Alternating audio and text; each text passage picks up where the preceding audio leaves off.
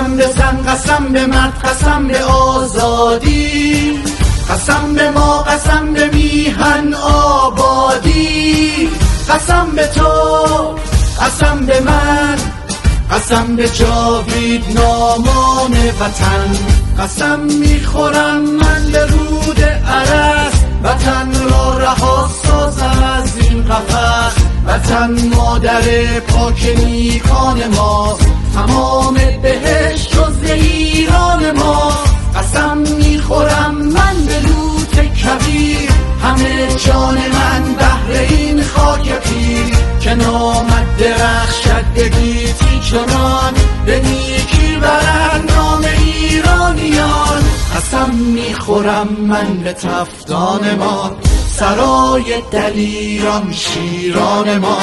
که دور پاشد از ماسه و ریگشان، شرافت همه کیش و آیینشان. قسم میخورم من به کارونمان، قسم به گودال و مارونمان.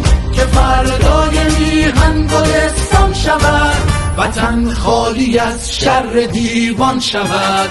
قسم به زن، قسم به مرد، قسم به آزادی، قسم به ما، قسم به میهن آبادی، قسم به تو، قسم به من، قسم به جاوید نامان وطن.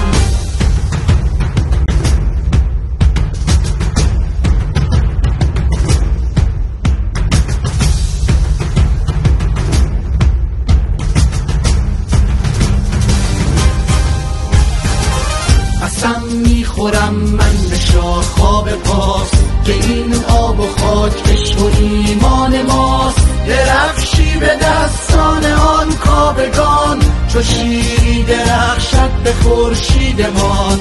قسم میخورم من به موج خزر، به زادگاه شاهم جاوید پدر.